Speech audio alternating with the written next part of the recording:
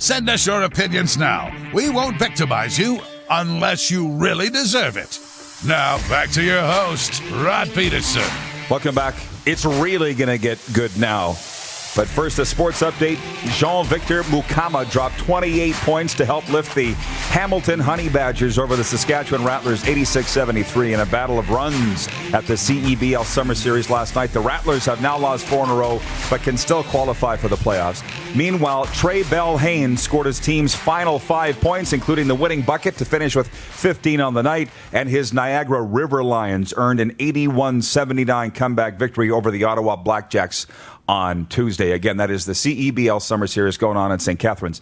The Canucks and Wild have drawn even. JT Miller and Bo Horvat each had a goal and a helper as Vancouver beat Minnesota 4-3 in Game 2 of their best-of-5 set at Rogers Place. The Flames found a way to get to Vezina candidate Connor Hellebuck and the Jets for a 2-1 lead in their best-of-5 series at Rogers Place. Sean Monahan scored one of Calgary's 3 power play goals in a 6-2 win.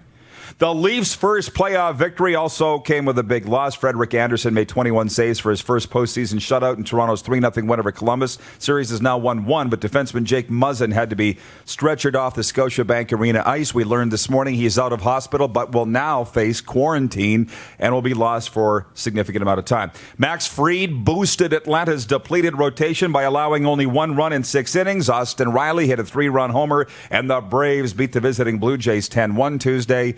And Damian Lillard scored 21 points, and Carmelo Anthony hit a big 3-pointer late to help the Portland Trailblazers to a 110-102 win over the Houston Rockets at Disney World.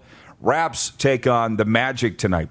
This sports update for Ballers Rec Room, Saskatchewan's newest entertainment destination. Our batting cages and arcade games are officially open. No reservation needed. And for Red Bull Canada, Red Bull gives you wings. Mike Abu-Metric's with us, 10-year CFL vet, Grey Cup champion. Stephen in Martinsville has written in on the Prairie Mobile text line, and he says, hey, you got any more info on the MLSE/CFL thing? I'm telling people about it, and all I'm hearing is, oh, that Pedersen, he's wrong a lot. Yeah. Do I have to go back to this? The scoop of Ken Holland being the next general manager of the Oilers. The scoop that the NHL was going back to play August 1st. The scoop that John Ryan was signing with the Saskatchewan. Like, come on. If you say it out loud, it's going to happen. You don't. There's some things that sometimes that you don't talk about. Well, and I don't know where you shouldn't. You're not going to admit it, but you do. I don't know where you are on this MLSE thing. The reason I believe that nobody's jumped on the story is everybody's afraid for their jobs. Everybody's afraid. MLSE controls sports in this country. You know that, right? You know that. Leafs, Raptors. Every other day there's a Toronto game. I mean, I love it. So you say the world revolves around, we think the world revolves around Toronto? Well, at least the 2 major sports do. We've been talking about this since the day I met you. Even before I met you, we've been talking about this. The Toronto Argo situation, the CFL Toronto situation, seems not simple, but there should be a certain game planting. And MSLE has that long-term vision. It's not about jobs now, or it's not about football. It's about a plan and in integrating a certain market, the immigrants, into something cheap and free that they can go to and bring their families to and build and love. That's what needs to happen. But when you're worried about your job, you just do what you need to do to get the next bid in there. Ding, ding, ding. And another thing, I'll even go further. The CFL should move their offices out of Toronto, because in Toronto, people from Toronto work for the CFL. Move it to the west. Move it to the west, where people see the CFL for something big. Not in Toronto, they see the CFL as not the NFL. Right, and that's everyone that works there. That's the culture that's ingrained in the people who work there. You get better people that work there. I love some. Sorry, I know a lot of people that work there, great people. But the culture is it's not the Leafs. The culture is it's not the NFL. So that's my commentary on that. The MSLE has the money and the vision to fix the CFL situation in Toronto. Argos otherwise.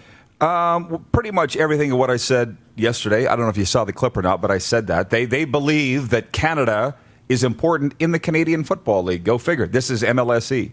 So I think it's tremendously exciting. And again, the reason I believe that the rest of the media and a lot of people in the CFL haven't jumped on board with it is they're afraid to say anything because, again, their employment hinges on this. But I don't need to worry about that anymore. You know whose employment doesn't hinge on anything? People that do a good job. I don't know. Right. You know what? Maybe that's just my football background coming. If you do a good job, you're not going to get fired. Well, unless there's someone younger and cheaper. You know. Welcome to sports, baby. Welcome to Charles Darwin. They should start teaching that again. Well, maybe it's more than sports. I've only ever worked in sports and entertainment. You work in the financial planning realm. So I guess if somebody better than you and cheaper came along, you'd be out? Or no? No one better than me, man. I make sure of that. There is nobody better. That's the way it is. If you make sure that you're good, you don't have to worry about anybody else. That's what's different about the real world, is that you can't get old enough. You don't get too old, you know. Mm-hmm. It doesn't matter if your back hurts. You can keep getting better.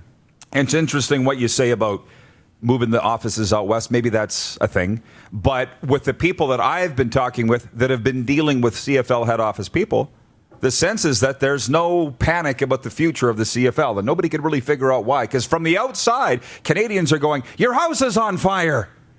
Ottawa's turned you down how many times for funding, and you keep going back.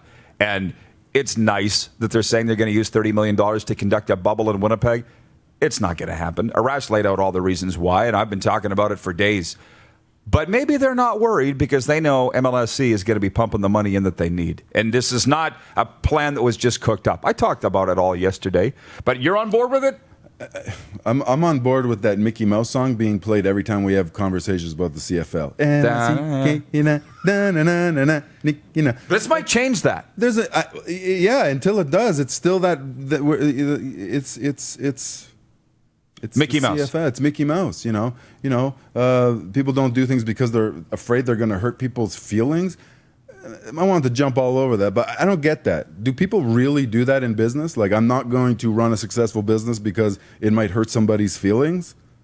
Well, it's an important distinction here, by the way. And Garrett Andre, one of our viewers, says, go Leafs, go, boys. Can this show get any better? Gotta love it. I don't think that it can get any better.